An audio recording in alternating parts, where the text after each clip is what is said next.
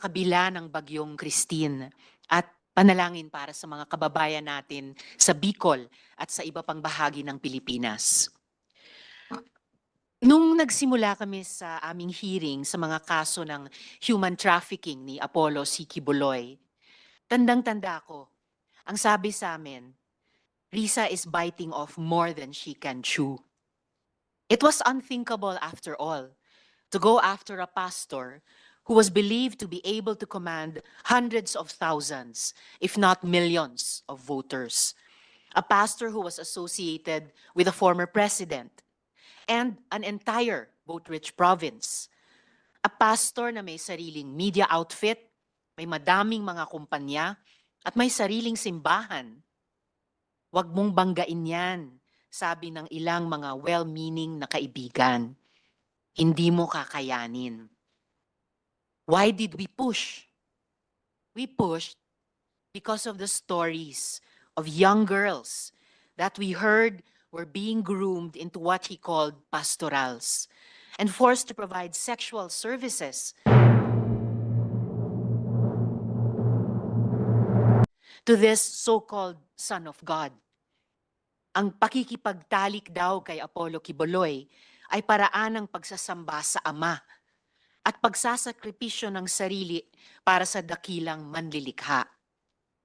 Tinulak namin ang pagdinig na ito dahil sa kwento ng mga batang puslit na sapilitang pinapalimos sa kalsada at hindi pinapag-aral para makabili ng helicopter, mamahaling sasakyan, malalaking bahay sa iba't ibang bansa, ang self-proclaimed Son of God.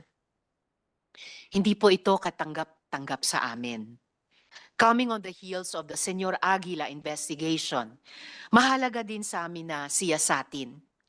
May pagkukulang ba ang ating batas at tila hindi napaparusahan ang mga leader ng mga religious organizations na nagtatago sa balot ng religious freedom para pagtakba ng kahindik-hindik na mga kasamaan?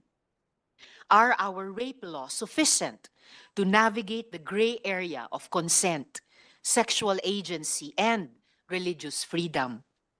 Are our labor laws sufficient to address the situation of religious volunteers na sapilitang pinagtatrabaho at pinagkakaitan ng mga benepisyo gaya ng SSS, PhilHealth at Pag-ibig? Ngayon po, nandito na sa harap natin si Apollo Quiboloy. Pilit na iniwasan ang Senado kung ano-anong kondisyones ang ginawa para hindi harapin ang ating pagdinig. 50 security personnel, private jet, 5-star hotel at iba pa. Pinarali pa ang mga tagasunod at binuli ang mga witnesses namin sa social media. Ngayon po, nandito na po kayo. Bumabagyo man, ay magkaharap na po tayong lahat. Today, Mr. Quiboloy, your victims will confront whom they believe to be their abuser. Wag po kayong mag-alala. You will also be given an opportunity to reply. Today, mga kasama, dear colleagues, sama-sama tayong matututo, maglalagom, magwawasto, at pinakamahalaga, maghihilom. We will all heal. At this point, pagdating po ni Majority Leader, mag-opening statement din sila. At sa ngayon, may I request our Committee Secretary to recognize the resource persons and administer the oath to those who are here for the first time. At ganito po ang ating daloy, ladies and gentlemen. Today is about the victim survivors. Matagal nang pinatahimik, matagal na tinakot. Ngayon po ay bibigyan natin sila ng puwang magsalita. Mayroon din po tayong mga witnesses dito na minsan nang nagpakita sa ating hearing. Para sa kanilang kaligtasan ay gumamit po sila ng ibang pangalan. Kung ano-ano ang nadinig galing sa mga taga-KOJC. Kesyo daw, duwag, ayaw magpakita ng mukha. Ngayon po, magpapakita na ng mukha at buong pagkakilanlan sina Yulia Tartova, na kilalang alias Sofia, Edward Ablaza Masayon, na kilalang alias Jackson, at Joar Martinet Olimba, na kilalang alias Jerome. So, COMSEC, pakikilalanin muna yung ating resource persons at panumpain yung hindi pa nakapag-sumpa. Good morning po, Senator Ontiveros. For today's inquiry, the Department of Justice, which is supposed to be represented by Secretary Jesus Remulla, is represented by Senior State Counsel Mary Grace Quintana. We also have the Director for the Criminal Investigation and Detection Group, CIDG, PB General Nicolas Torre III, and Police Lieutenant Colonel Jean Likud, Police Colonel Hansen Marantan. Okay. For the National Bureau of Investigation, we have Investigator Victoria B. Canyo Jr. Victoria. And SI Geraldo P. De Luna. From the Department of Social Welfare and Development, we have Social Welfare Officer 5, Ms. Charito Esteban, and Attorney for Edgar Alian Pamis.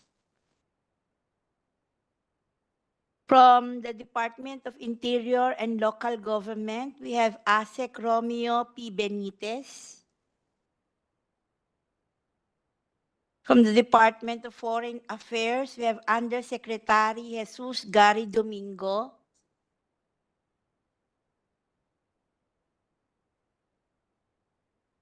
We have Secretary Enrique Manalo. Sorry po. And Attorney Zeph Goson. From the Bureau of Immigration, we have Attorney Vicente Uncad and Attorney Jose Calito Zailicas. From the Council for the Welfare of Children, we have Undersecretary Angelo M. Tapales. From the Commission on Human Rights, we have Chairperson Richard Palpalato. From the Securities and Exchange Commission, we have Attorney Jonathan Pancrasius Pagirigan. We have Chief Counsel Attorney Hale Oliver Labayo and Attorney Pamela Lorraine S. Ramos. From the Social Security System, they are represented by Ms. Marie Elaine Estoque,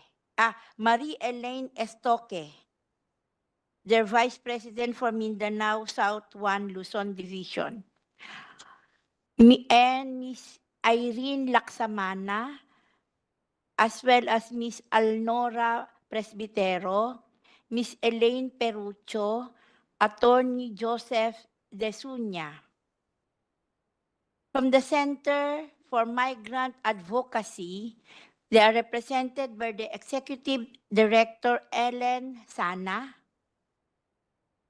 From the now Independent Press Council, they are represented by the President Edita Caduaya. And the founding leader and executive pastor of the Kingdom of Jesus Christ, Pastor Apollo Kibuloy, together with Miss Jacqueline Roy, Resente Canada, Pauline Canada, Ingrid Canada, Sylvia Semañez. With online is Miss Arlene Canuda Stone, Mr. Edward Ablasa Masayon, Mr. Joar Martinet Olimba, Ms. Teresita Kinanhan Valdehuesa, Ms. Jocelyn Mondejar, and online also is Ms. Yulia Veronin, and online also is Mr. Dindo Garcia Makiling. We will be joined later by alias Marie, Senator. That's all. May I request all of those who have not yet taken their oaths, the resource persons and witnesses as well, to stand up.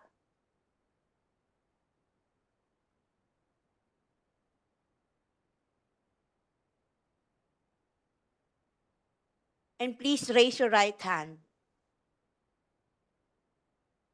Resource persons and witnesses, do you swear to tell the truth, the whole truth, and nothing but the truth in this Senate inquiry proceedings?